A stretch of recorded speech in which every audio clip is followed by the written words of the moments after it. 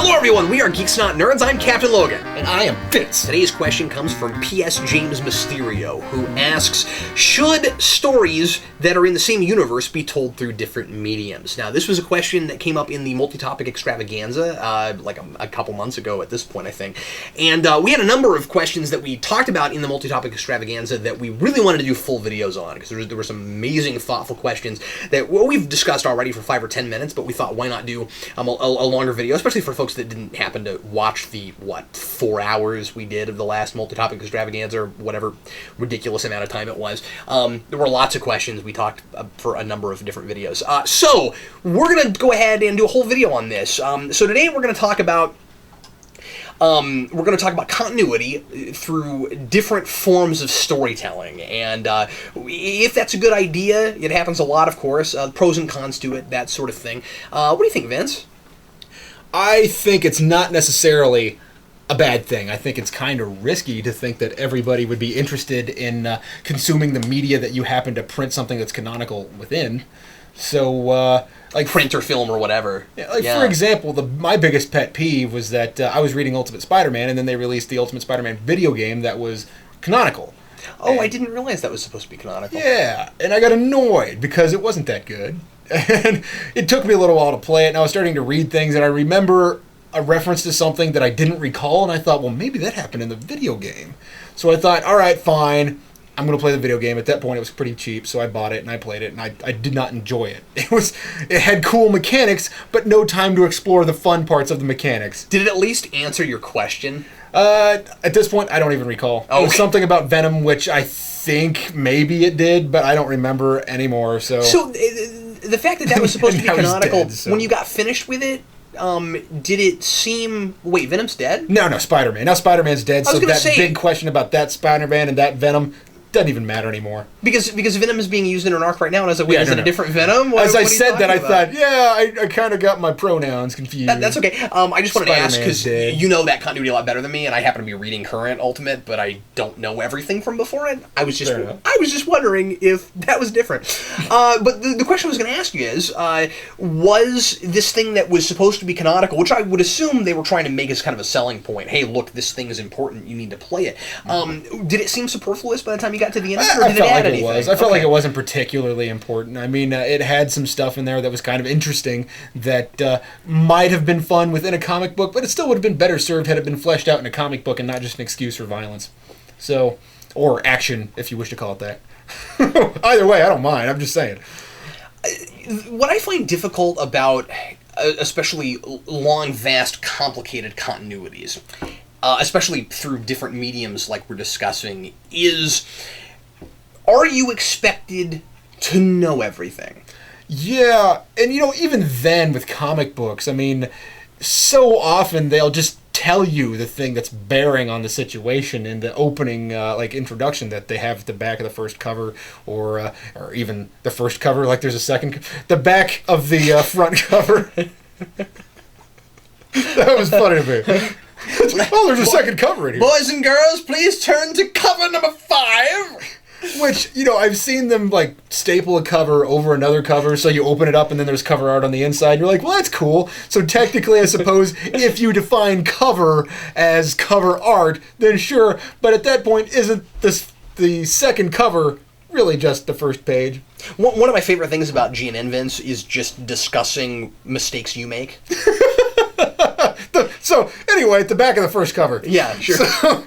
So often, it doesn't matter that you need to have read everything. And even so, nobody expects you to remember 40 years worth of continuity, so they will try to make it accessible. And so often, it'll even be stilted, where they'll say, oh, you remember that thing that we did here at that one point with that guy? Oh yeah, that was great. Okay, here's the thing. This is great. I think you're right when it comes to comics. Right. I think that doesn't happen with other mediums. I think that a lot of the time, when you have something that's been going on for so long that there's a big group of people that consume it, and that usually, I guess I'm thinking things like Star Wars, right. that people that come in now and look at things after there's been all of this continuity, when you're talking about expanded universe, very often they're kind of expected to know all the stuff that came before it. I really think that what ends up happening is that is that you'll have like these big giant character reveals and things like that, where it's like, oh look, it's this person, and if you've never read the thing before, that won't mean anything to you. I think that if something is short enough, if something hasn't been around long enough, it's completely fair to expect that they've seen everything. For instance, even though it's a commitment, I think it's fair to expect everyone to have seen every episode of Lost, because the kind of show it is, you know what I mean? It's going to keep calling back to things because it's not an episodic show for the most part. It wants you to follow all of it. But even more like something like Buffy or Angel, you go to the Whedon stuff that have continued on in the comic books. You're expected to know everything, and sometimes characters will pop in, and if you've not read them before, they're not going to give you any help at all. Here's this person. They don't expect you to read Buffy season 8 or 9 if you've not watched 1 through 7. Right.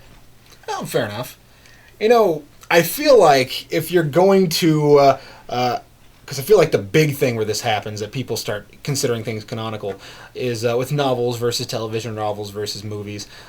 Maybe this is just a little unfair of me, but I think that if it is film or television, it's kind of strange to expect somebody to read a book or a comic book, because chances are people are going to see a movie are not necessarily avid readers. I completely agree with you. I don't feel like that's a fair expectation, considering they got into something that they knew was going to be self-contained, or at least so they thought.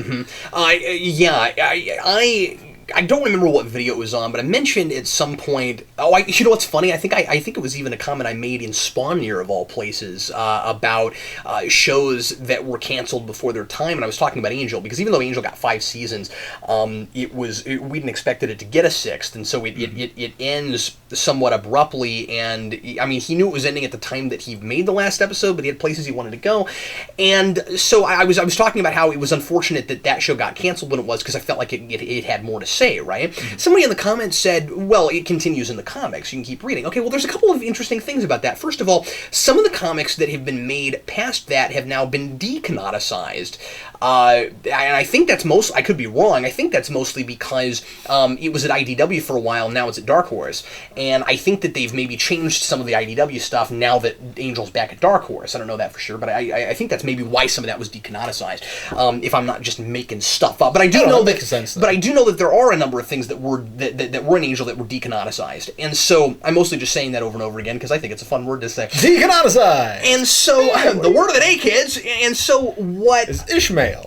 What's really kind of awkward about it is that 2 things, like, you watch it as a TV show for a long time, and then going to a different medium all of a sudden, even though it's all supposed to be canonical, is a little jarring. Like, even if you're like us and you're used to reading comic books, it's a little bit strange, right? I mean, suddenly you have plenty of budget, and budget. You don't have a budget anymore. You can do anything you want to, so you can show things you never would have showed in the TV show. Makes it a little bit jarring, because you're going to do things that you're going to make decisions, story-wise, you never would have made on a television budget. You're going to have that, or maybe you even wouldn't have made on a film budget. And then the second thing, you're fine, is if you go the other direction, and it's like it's a comic book now, but or like you're watching the TV show, now suddenly it's a comic book. If you want to know what happens canonically after the last episode, you've got to read these comic books. No matter whether you read them or not, or at least for my opinion, no matter whether you read them or not, whether you feel like it makes sense for that stuff to be canonical, you're still gonna, or at least me, I'm still gonna feel like, man, that show got canceled before its time, and I wish it had continued on. Yeah. Or like there's a sense of finality. There's always gonna be a sense of finality with Buffy, even though it wasn't canceled, it ended. But I mean, there's always gonna be a sense of finality, even though the comic books continued on. For me, I feel like there's a different feel that a show has versus a comic book versus a novel versus a movie. So the pacing is very different. Yeah, I mean, based on what their budget allows for, will be very different from what you get in something else. I mean, a multi-million-dollar movie, can do a lot more than what just some television show has that has to spread out its budget. Mm-hmm. And also, a book can do more than either of those because it's relying on your imagination. So I feel like there's a difference in scope, which... That's exactly right.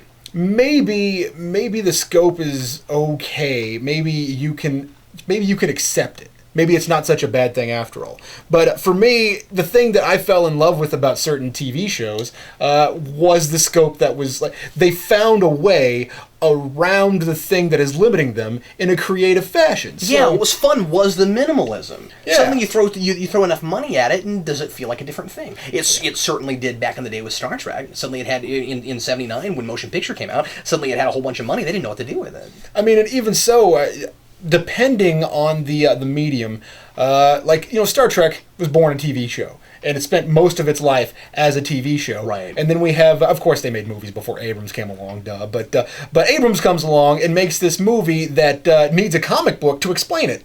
So which maybe was not his intention, that didn't but entirely work out right. But yeah. But you see my point is that it's kind of that's weird. not even in the comics, as far as I know, isn't even really considered canon. Yeah, fair enough. But yeah. But yeah, I agree with you. Oh, but also, very often aren't the audiences different? Yeah. Or aren't the audiences and the intended audiences different sometimes? So again, I'm just using Trek as an example because clearly it's both on my mind and my sleeve. You make a TV show maybe for, I mean, you try to bring in as many people as you can. Commercialism even played a big part in how the original series went from something Roddenberry was trying to make entirely cerebral to somewhat of an action show. They said, the network came in and said, well, we don't like the cage because there's not enough punching people in it, and so then TOS had punching people in it from there on. You know what I mean? So commercialism is already playing a role in that kind of thing. I don't want to pretend like the Abrams films are the first time that's been a thing. It's been that way since its inception, really. And so what you have with movies versus TV, though, is that we can still do maybe more like intellectually driven shows on television, and then in the movies they need to recoup a certain amount of money if they're going to spend a huge amount of money on a giant action movie. So maybe we're not going to have quite as much of that. And it's not just that with Star Trek. I'm sure there's plenty of other things that's been an issue for too. So I'm just saying that once you maybe they're still canonical, but once you bring it to movies, I'm not just talking about Abrams films. All 4 TNG movies have the problem of suddenly Picard's supposed to be an action hero. It doesn't make any sense. Well, he's an action hero because the general audience is going to accept that better. So suddenly it's a different thing, even though it's all supposed to be set in the same universe. I think that it's jarring, and so it's not a problem where you went screen to screen. That should work, even though it's in a movie format. You should still be able to go screen to screen. Scope to scope. Precisely. I was just thinking that I wonder if I'm going to recall that thought that I just had. Well, maybe things, and here's the thought, I was just kidding. Maybe things ought to happen within the same continuity if they are the same medium, but they can happen within the same franchise, cross mediums. Okay, what do you mean? Meaning that you can have a Star Wars movie, you can have a Star Wars book, and they can even feature the same characters, but those two things don't necessarily need to have bearing upon each other. So maybe we should be... But trying to avoid that is tough. Yeah, that's the thing, is that maybe we just, as an audience, need to be more open to the idea of separate continuities based on medium, or even within a medium. To say that I can watch this movie, and it has Spider-Man, and this movie, it has Spider-Man. They're not the same thing. They don't have to be related. Well, and certainly that kind of thing happens all the time, and people need to be people need to be savvy enough to understand that there can be lots of different continuities with the same characters, and so even just because it's, say, Star Wars or Star Trek doesn't mean that it all has to be, or even Buffy or Angel. I mean, that just because you tell a story with that character, it has to be set in exactly the same continuity. I think that it's important to separate those things sometimes so that we don't get so caught up in like adding to continuity as we're just in telling stories with these characters that we like. I think that not every story has to have huge bearing on the universe. I think that's important too. At the same time, I don't think there's an easy answer to this, because at the same time, if a show gets canceled prematurely, is, say, like Firefly, I guess I'm mentioning a lot of Whedon right now, but I mean, like, let's say a show gets canceled prematurely, like Firefly, and they want to, and somebody wants to continue it in comic book form, well, at that point, I kind of want some of that stuff to be canonical, because maybe it's going to be able to do some things that would have been in the TV show that got canceled, that we didn't get to see, and so, it's really sticky. I don't want to have a blanket statement where we say, well, everything must be in separate continuities just so that it's easier on readers. You want your audience to be kind of savvy, but I also think you want your writers to kind of think about the fact that not every audience member is going to know everything about the thing that they put out. Right. It's tough. It's complicated. When it comes to continuations within a different medium of things that have previously ended, I think that it's okay to keep going. And I kind of feel like what needs to happen is people need to be appreciative of what has come before. So they need to say that this isn't just my version of Firefly. This is a continuation of something that already exists, and it's not necessarily ruining what's come before, because you have what's come before. It exists. I mean, the new Star Trek movies, you're not ruining old Star Trek. It's still there. It still exists. Yeah, sure. So I'm not sure what grandiose point I was leading towards. Well, I'll make one.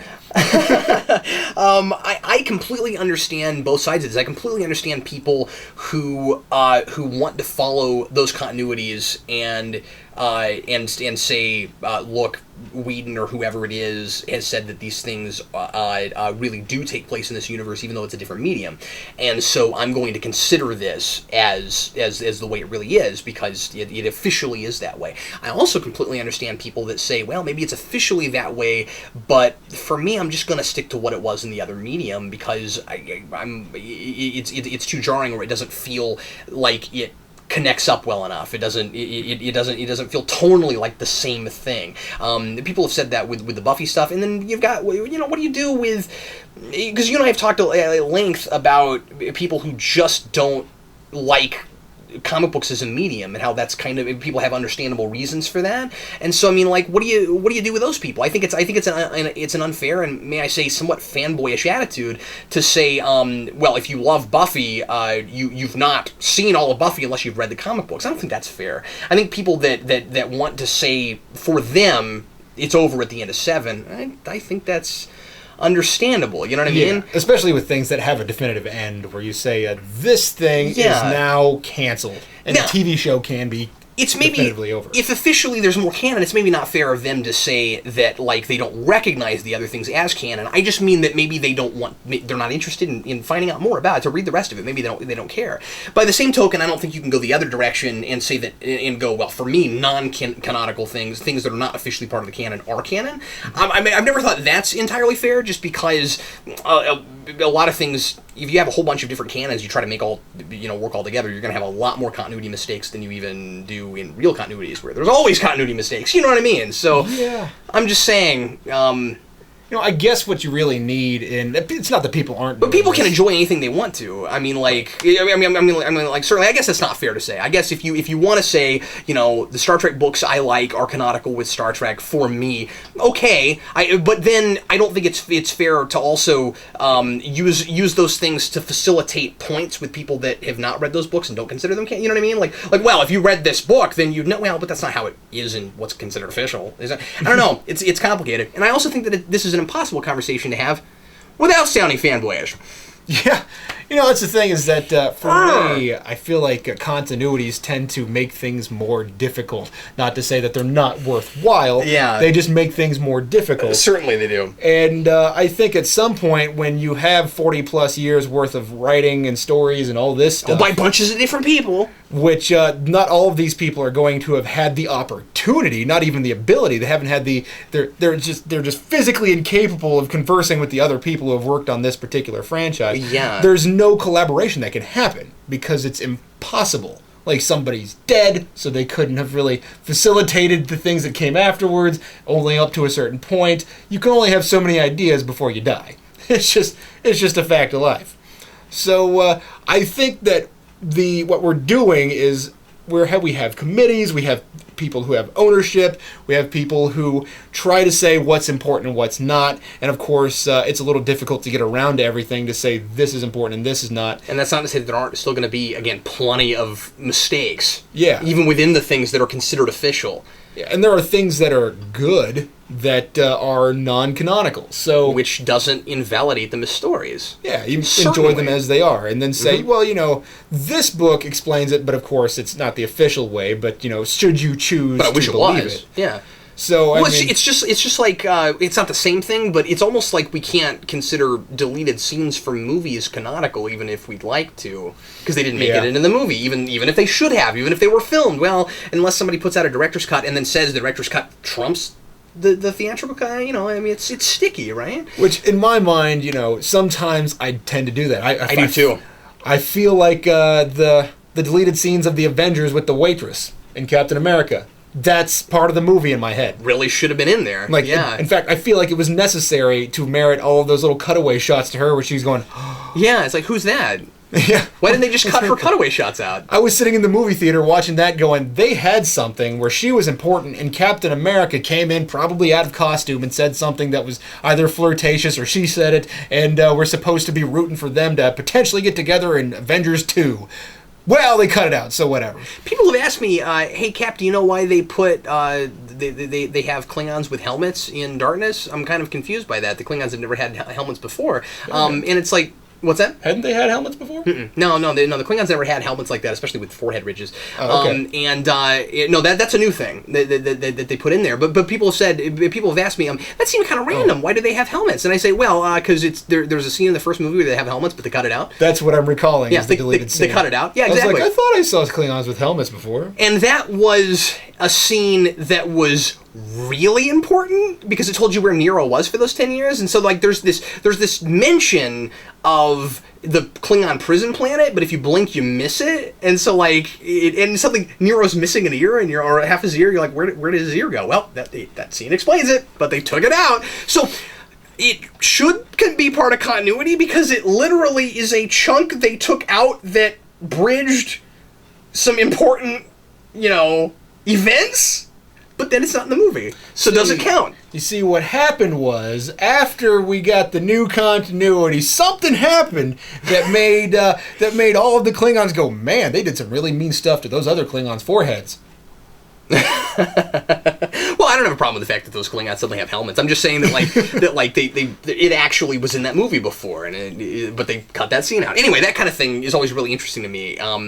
There's some stuff in Amazing Spider-Man that really shouldn't have been cut out. Oh God, yeah. That movie was better than what we saw in the theaters by a lot, and I really liked it in the theater too. But I mean, like there's this really cool parallel thing with Doc Connors and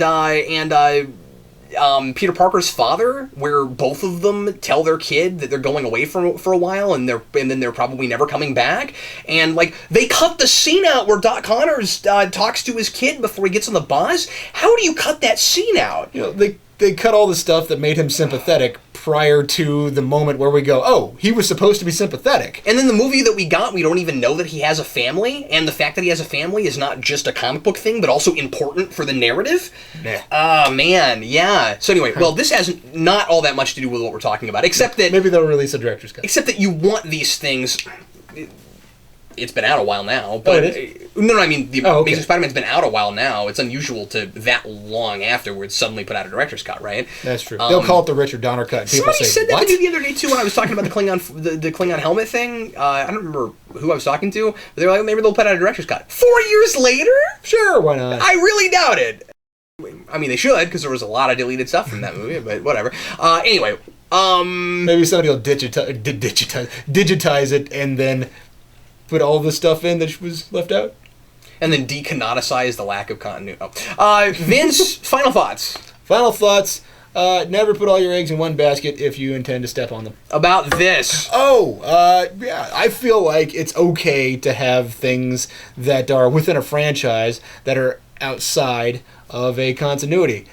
But is it okay to have different mediums that are supposed to all be in the same continuity?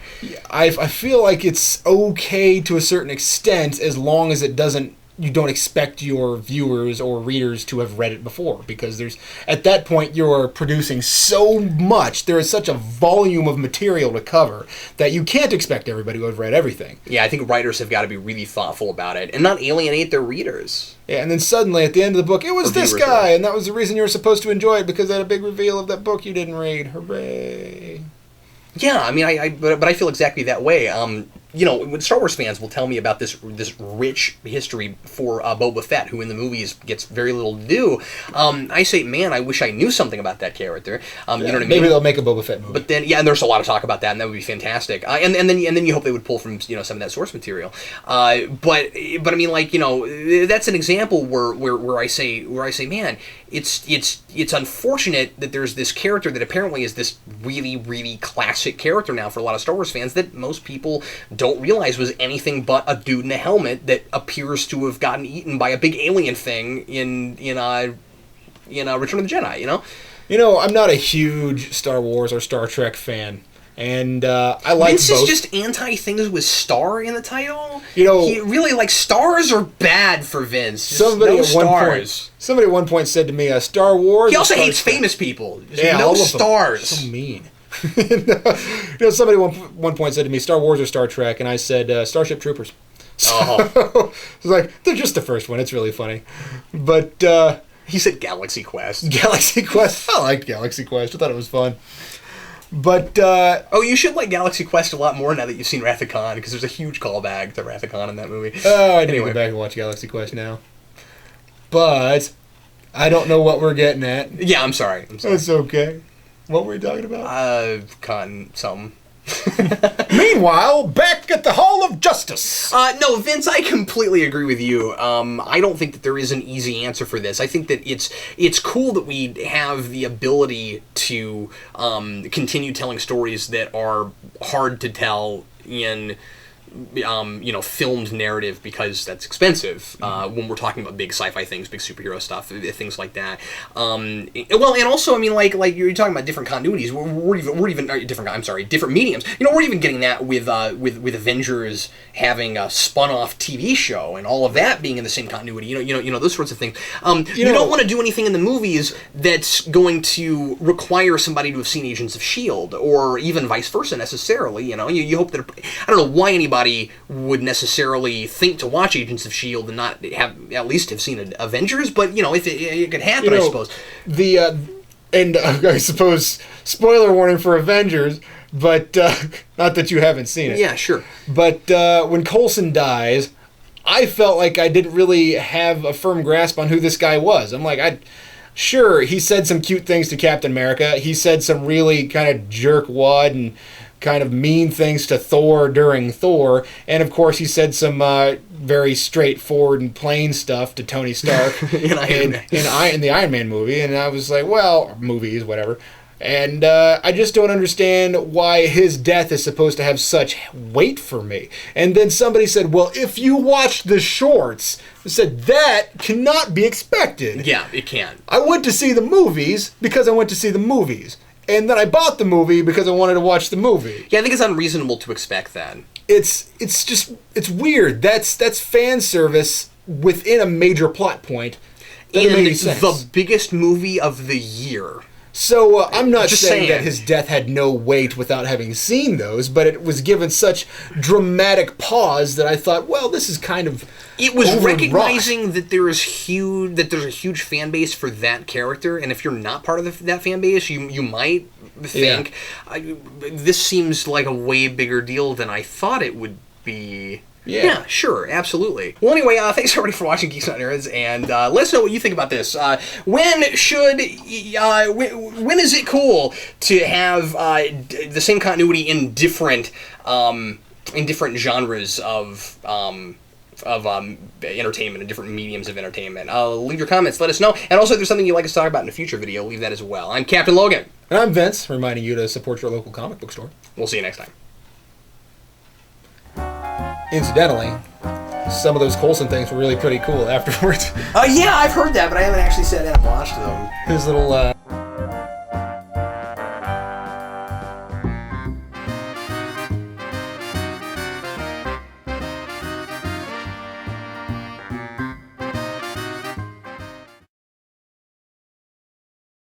Vince, are you thinking what I'm thinking? I think so, Cap. But how do you get clowns to shave their legs? Well, I'm not sure, but what I was thinking is, I think our viewers should join the Geeks United Club. The Geeks United Club? That's a terrific idea. When they join, they get lots of stuff. Do they really? Can you jog my memory? Stuff like this handy-dandy manila envelope in which we ship all your stuff. That's pretty cool, but it's not the coolest part. They also get this DVD that has 2 full hours of their favorite Geekvolution content. They get to pick what videos go on here, and they also get a custom episode of Geeks Not Nerds just from us to them. That's pretty cool. They also get a Geeks United membership card on which they can put their name and check as to whether or not they will be a Logan tier or a Doomsayer. You know, I would check Logan tier, but that would make me a fan of myself. I think I'm gonna check Logan tier because I like to be unpredictable.